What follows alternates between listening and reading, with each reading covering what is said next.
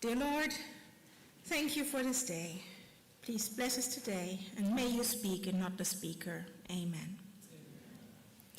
Well, I did ask you, already I'd asked the kids, now I'm asking you, did you bring your running shoes? I thought the title was clear, and I'm surprised to see so many heels. Well, I don't know about you. I can't run in heels. Let's see if this works. Yes. I can't run in heels, right? And it's tricky to run at all. I mean, when I run, I feel after 100 meters maybe that I'm going to die. Okay, I hope you're a little bit fitter than I am, you know. But let's see how this goes. So we're talking about running today. Trying not to get too close, but I'm going to take you back, way back many thousands of years, to a very famous and very dramatic race. Now imagine this guy running, and he's running, and he's running, and the sun is beating down on him, and he's so thirsty, and he's still running, and he's trying to zigzag, you know, because there's a pursuer in his back, and he's getting closer. And his feet, of course, he was not wearing running shoes, he was wearing probably sandals, so he went like flip-flop, flip-flop, flip-flop, flip-flop.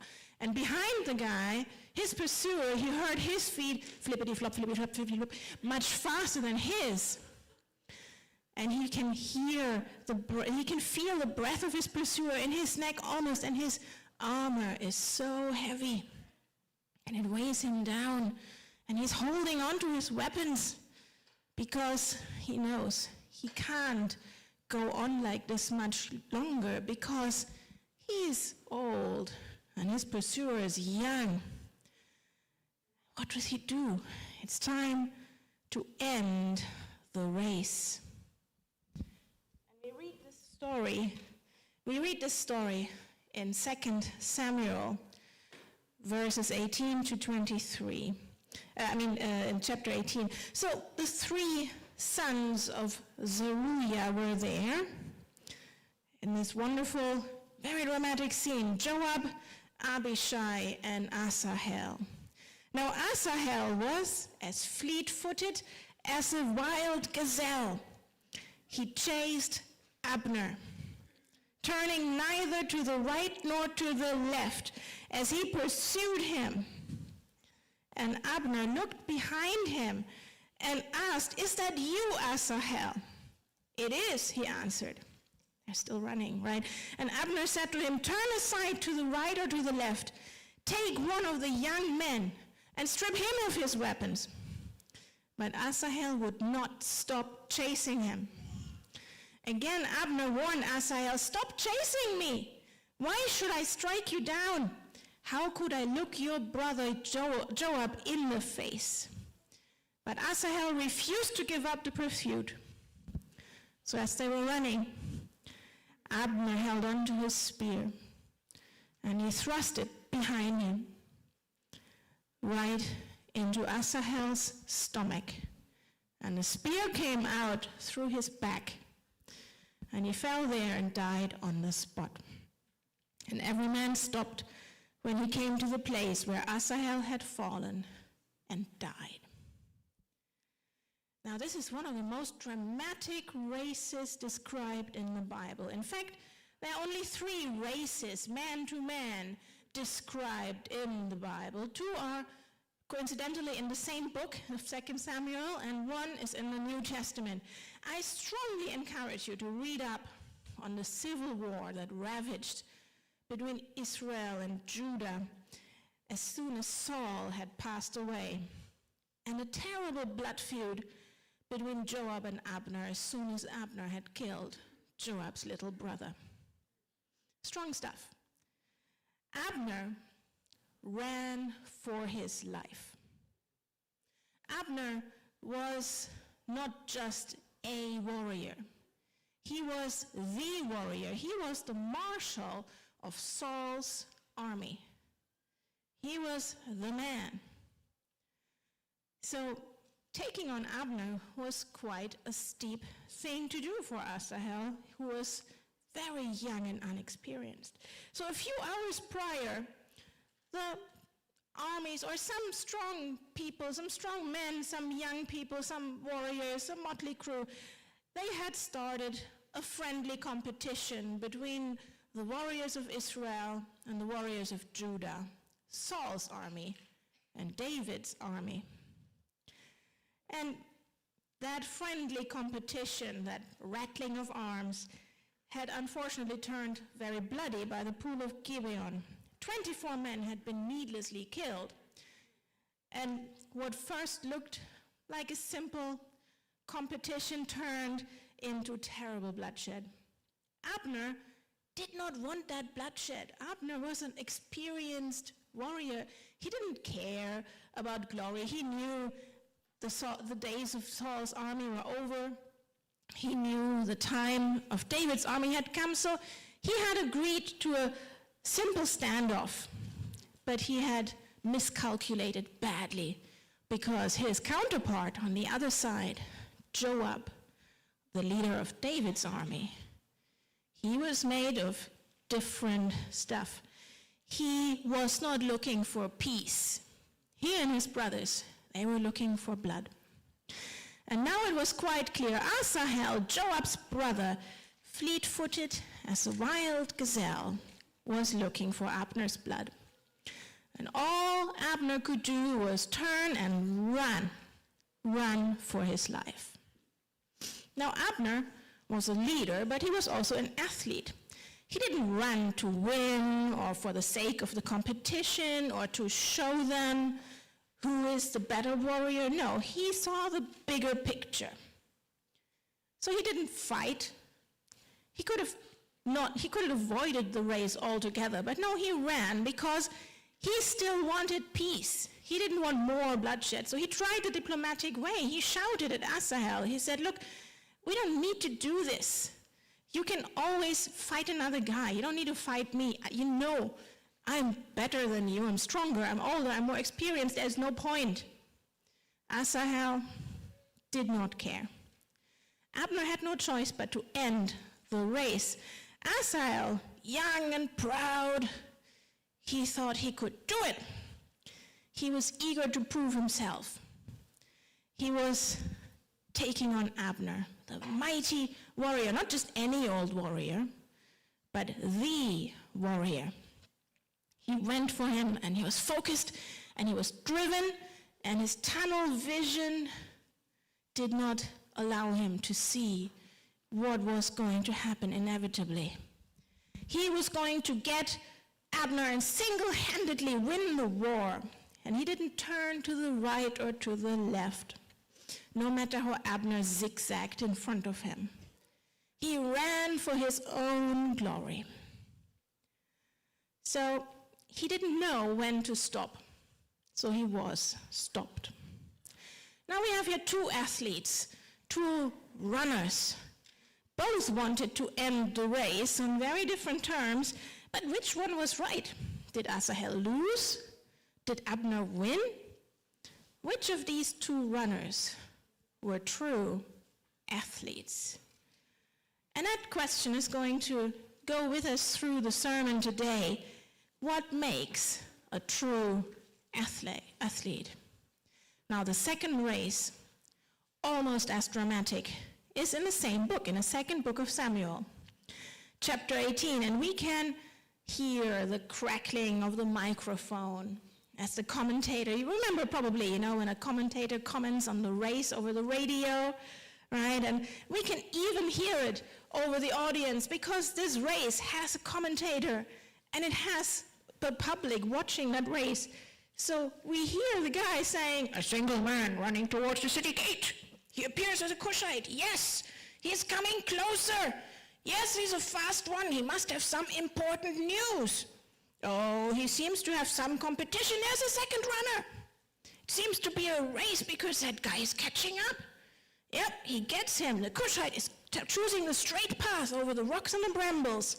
And the second runner is taking the longer cut over the plain, but apparently he knows his running. Yes, he makes his final sprint towards the city gate. Wait a minute, it's Ahimaaz, son of Zadok. Now there's a priest's kid that knows how to run a few meters, yes, and he made it before the Cushite. Well done, Ahimaaz. It sounds almost like that when we read it. So this exciting rendition is found in verses 19 to 27 in 2 Samuel chapter 18. Ahimaaz, the runner who won, he had a very difficult task because he had a classic mission to tell to King David, the classic good news, bad news scenario. Good news, we won, the revolt is over, David is finally king, but bad news, his son Absalom did not make it. At what cost? Absalom, his son, had died. Also, David had specifically told everybody that Absalom, the rebel, was not to be harmed. Who did the deed? Of course, Joab, the leader of David's army, who had his brother killed by Abner earlier. So Asahel's big brother Joab, again, out for blood. He did not hesitate. He saw Absalom hanging in the tree. You will read the story, I'm sure, as you get home. And he just said, you know what, let's end this right here. And he killed Absalom right there. He wasted no time. Now, Ahimaaz knew that this kind of news needed a very special way of telling it because, first of all, David had not wanted Absalom harmed. Secondly, it was his son. So he knew that the messenger who was going to bring the good news was not going to live very long. This is why Joab sent the Cushite, because he liked Ahimaaz, and he said, Cushite, you go, and you bring the news, because he didn't care whether he lived or died. But Ahimaaz said, no, David needs me to tell this. I want to go. So I'll read from verse 23. He said, come what may, I want to run. And so Joab said, okay, run. And then Ahimaaz ran by way of the plain and outran the Cushite. And while David was sitting between the inner and outer gates, the watchman went on top of the roof of the gateway by the wall, the commentator. And as he looked out, he saw one man running alone. And the watchman called out to the king and reported it. The king said, if he's alone, he must have good news. And the runner came closer and closer. And then the watchman saw another runner. And he called down to the gatekeeper, look, another man running alone. And the king said, he must be bringing good news too. The watchman said, it seems to me that the first one runs like Ahimaaz, son of Zadok. He's a good man, the king said. He comes with good news. Of course, the news are not good, and David mourns bitterly for his son. Now, Ahimaaz was a priest's son. He was a warrior, but he also was an athlete. He was very well educated, but also very trained. But he did not run for glory in this race. He ran out of compassion. He ran to break the news gently. He ran to save the Cushite's life. He ran because he loved his king, who needed a friend to tell him what happened. Now, was Ahimaaz a true athlete? So, what makes a true athlete? Now, of course, the Apostle Paul gives us the answer. Let us turn to 1 Corinthians chapter 9, where Paul describes to us what makes a true athlete.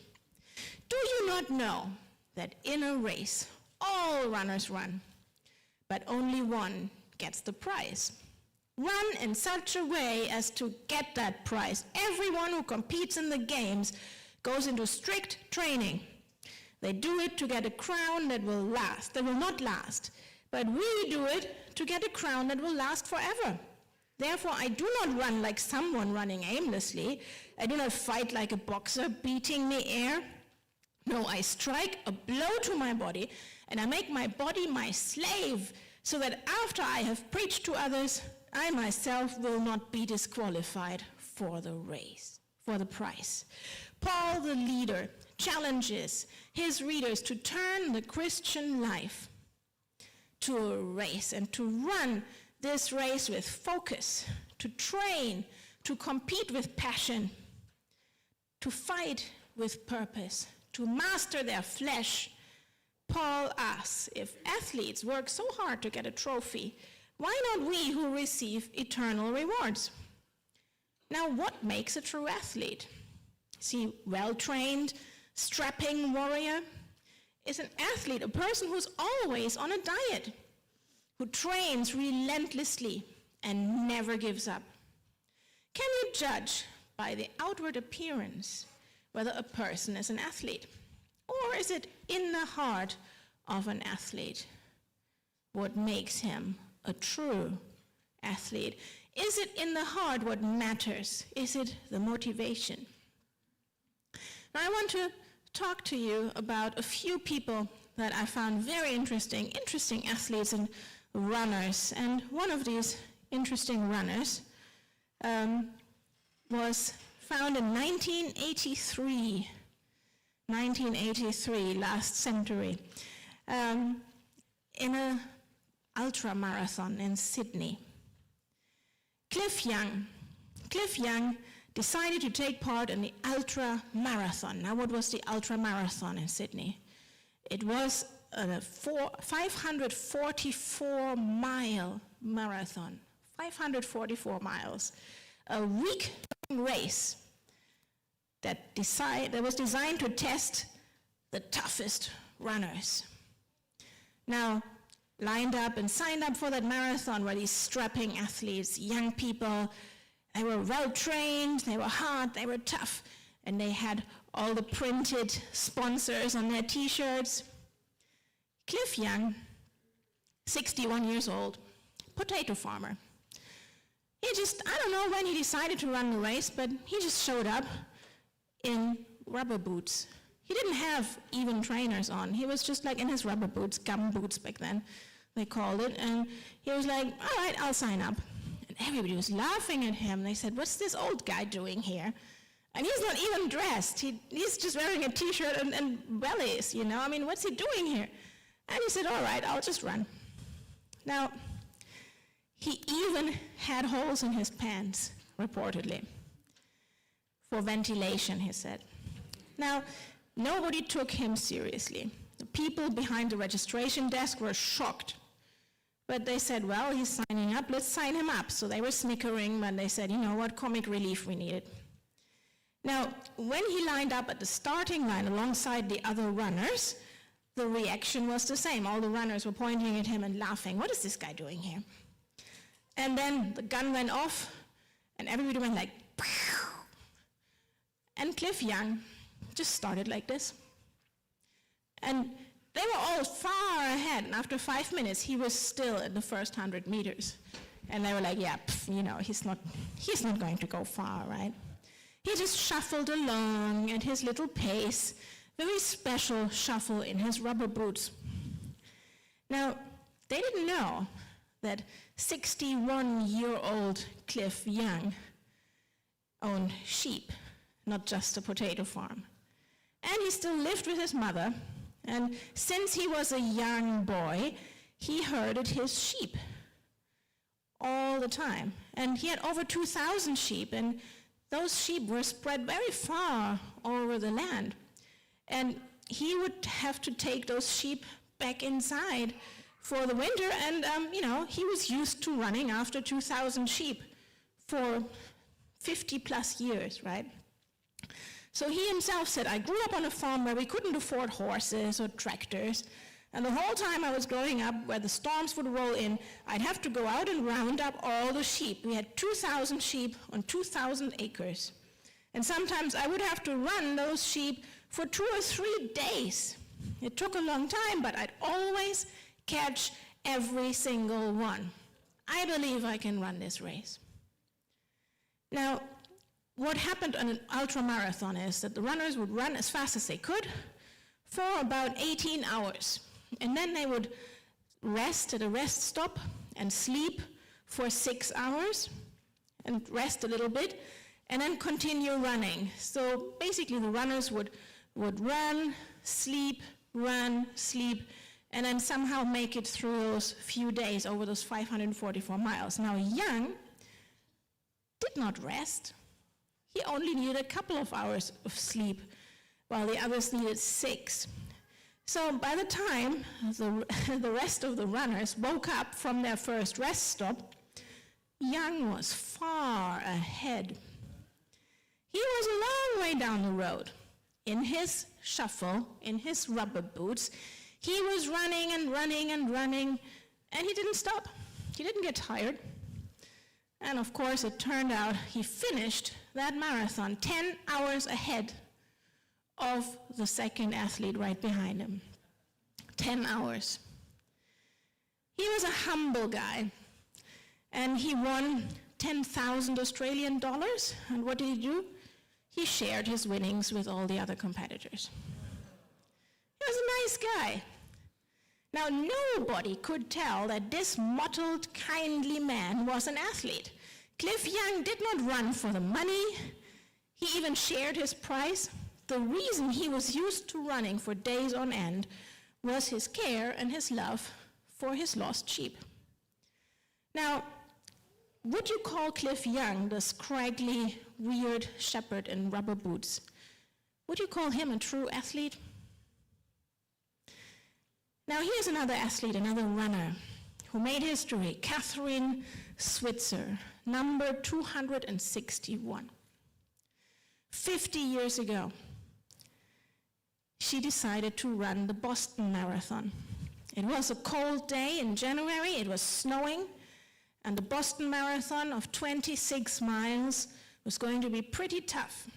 Now, she was wearing a hoodie, so people couldn't really see her face, and she only signed her name with her initials, KV Switzer. And the people on the registry, they took the form and gave out her numbers and gave her the number 261. No, that's Kathrine Switzer here.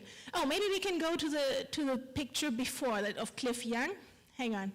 I'll show you Cliff Young. Hang on.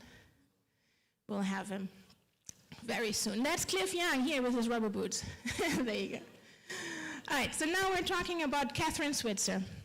So she got her number, 261, and they could not tell that she was a woman because women were not allowed to run marathons.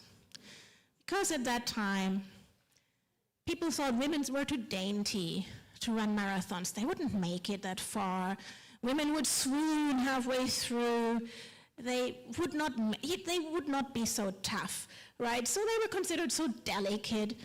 But she decided that's not true. Of course I can run a marathon. So she started running alongside her friend and coach, and she wore this jumper with a hood pulled over her face. But after 4 miles, that hood came off, and people could see her long hair, and clearly could see that she was a woman. And in her words, she actually tells the story. Other runners would pass by, and they were quite friendly. They said, "Oh, it's a girl." And they were so excited. And my friend Arnie was saying, "I've trained her," and he was very proud, her friend and coach. But suddenly, the press wagon came up. You know, the wagon that would film the runners as they were running.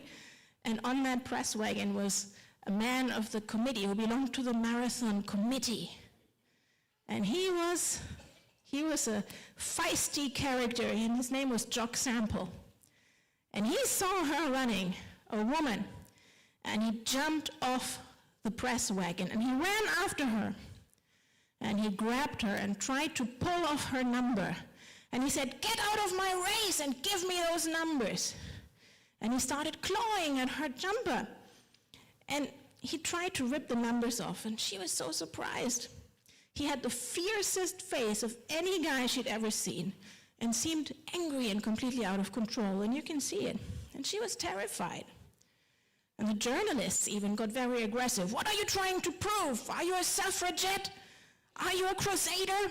And I said, "I'm just trying to run here." And then they left finally because she just did not stop. And she called that her 261 moment. That's the moment when you take things that make you very, very fearful and you decide to make a tough decision and do it the hard way, but you finish the job. And you never look back when you've made that decision. So she says in her own words, I turned to Arnie, my friend who was running with me, and I said, Arnie, you know I've gotten you into a lot of mess here. But I said, I don't know where you stand in this, but I said, I'm going to finish this race on my hands and knees if I have to, because nobody believes that I can do this. So she had trained so hard, and of course she had run privately more than 31 miles before, so she knew she could make it. She had disciplined herself, and she knew she could finish that race. She ran the race because nobody believed she could do it, despite all the adversity. She was attacked and ridiculed, but she kept going. Now, is she a true athlete? The Apostle Paul himself, he faced a lot of adversity of a different kind. He was on a mission. He had turned his own life around, and his goal was to proclaim the good news. And he walked on foot over 10,000 miles during his story, right? He was driven. He disciplined himself against all adversity, against all the rigid rule of the Pharisees, against Rome. And he ran his race. And what a race Paul ran. He faced adversity like no other. So again, with the Corinthians, he writes in his second letter in chapter 11, very interesting here, he's almost boasting, I have worked much harder, been in prison more frequently, been flogged more severely, have been exposed to death again and again. 5 times I received from the Jews the 40 lashes minus 1. 3 times I was beaten with rods. Once I was pelted with stones. 3 times I was shipwrecked. I spent a night and a day in the open sea. I've been constantly on the move. I've been in danger from rivers, in danger from bandits, in danger from my fellow Jews, in danger from the Gentiles, in danger in the city, in danger in the country, in danger at sea, and in danger from false believers. I have labored and toiled and have often gone without sleep. I have known hunger and thirst and have gone without food. I have been cold and naked. Besides everything else, I face daily the pressure of my concern for all the churches. Who is weak, and I do not feel weak? Who is led into sin, and I do not inwardly burn? Paul did not give up.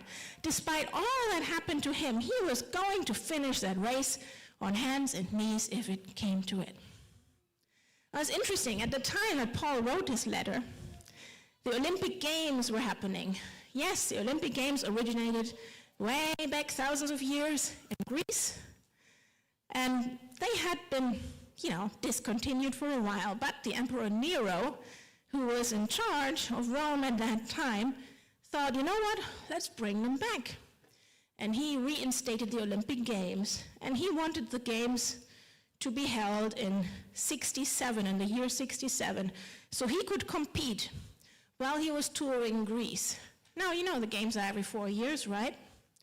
No, Nero didn't happen to be in that year that the Games were held in Greece. Nero was there a year before. So he said, no, we'll have them early. I don't care. I'm going to be in Greece. I want my Games. So the officials, they made the Games for Nero to please him. And he says, you know what, I'm not really good at running or jumping or throwing. So the officials had to add a few things that he could compete in, like musical events and poetry, because Nero was good at that. Now, of course, Nero won all competitions because he was the emperor, right? But those victories were not enough for Nero. There was one competition that was very prestigious, and that was a very exciting race, the 4-horse chariot race. So those Roman chariots where one guy stands on a chariot and 4 horses next to each other, and it takes a lot of skill because those 4 horses are in a row, right? And you have to navigate those 4 horses, and it's very dangerous because it's going around and around curves and over terrain, and it is a very dangerous race because those chariots, they were fast and light, so when you fell off, you could get killed. It was very important, this race, and those contestants, they trained very hard, and they had a good relationship with their horses, so the horses would know with every move of the racer where to go. So those chariots and those horses, they were specially made for the athletes. Now the Emperor Nero went, "Get me a chariot and 4 horses." He had never trained for this, right? So he said, "No, I want to compete." So he went and he competed in that race. He never had trained a day in his life for this. So he thought, how hard can it be? I just need to be fast. So all I need to do is stand in a chariot, hold tight, and beat those horses so that they go faster. Easy, right? Now, Nero wanted to be special. So he decided, I want to be faster than everybody else. So I don't need 4 horses. Everybody has 4 horses. I want 10 horses.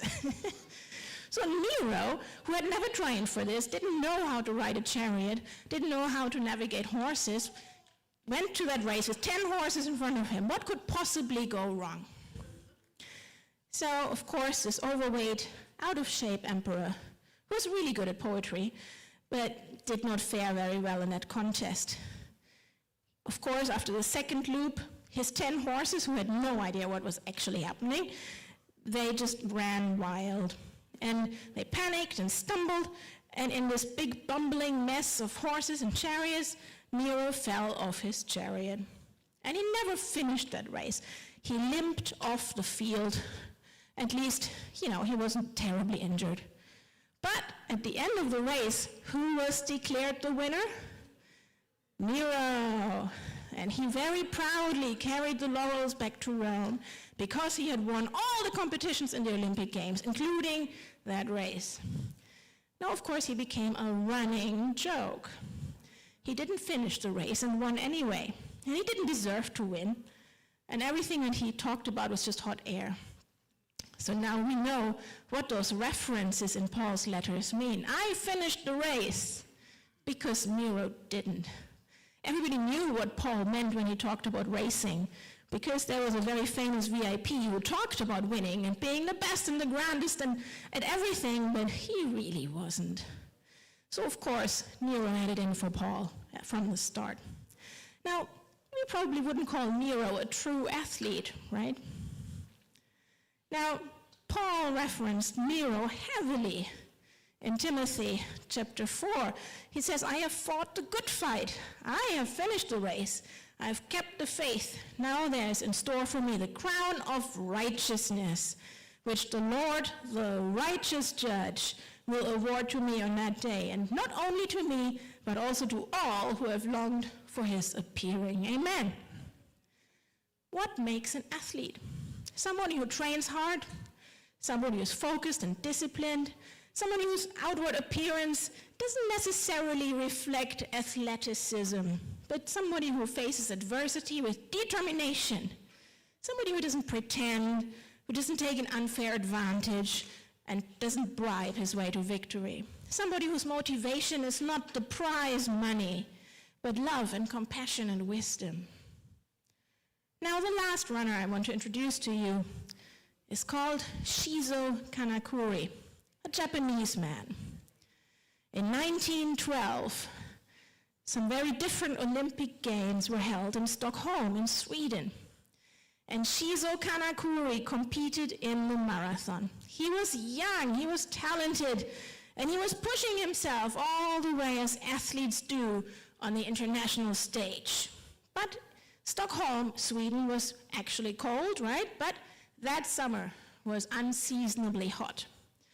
And Shizo was not prepared for that kind of environment. So while he was running his marathon, he just lost control over his body. Sometimes the muscles warm up too hot, right? And the body overheats, and then you just collapse. And Shizo collapsed. He couldn't take it any longer. And he just decided to take a break, to be outside from the marathon, to take a pause, and then to gather his strength. The problem was, his body had overheated so much, and he was completely in a daze, and he was not feeling well at all. So he couldn't make it back into the race. He knew he was just going to stumble and shuffle, and he was not going to make it. So he was very embarrassed because, Japan is a shame and honor culture. If you can't win or even make it at a good pace, you become a laughingstock. So full of shame and embarrassment, he just quietly walked away from the marathon. Now he wandered, of course, somewhere in Stockholm, because obviously he had never been there. He didn't know where he was going, and he was still in a daze because he was hot and thirsty. So he stumbled into a garden party, of all things, and had a good time at the garden party, drank a lot of orange juice, apparently. And then he went back to his hotel, packed his things, quietly went to the airport, and left. Now, because he was so embarrassed, he didn't tell the organizers of the committee. So the Swedish authorities declared him missing. He was an officially missing person, the missing marathoner, and he became a mystery, somebody who had dropped out of a race and just disappeared. Now, people forgot about him. In the meantime, 2 world wars ravaged Europe, chaos and destruction. Of course, Japan was involved in the world wars as well. And, there was a lot of stuff going on, so nobody remembered the missing marathoner. But 2 decades after the Second World War, Europe was rebuilding. Sweden had remained neutral, and somehow they had kept the paperwork. And it was interesting. They decided to hold the Olympic Games again in the 60s. So 1966, the Olympic Committee came together and reviewed the old files from the previous games, and they came across the files of the missing marathoner, and they learned about Shizo's story. So they did some research. Whatever happened to this guy? And it turned out that he was an athlete in Japan. He had become a coach, training other athletes and other runners. So that Olympic Committee decided, let's invite him back. Let's give him a second chance.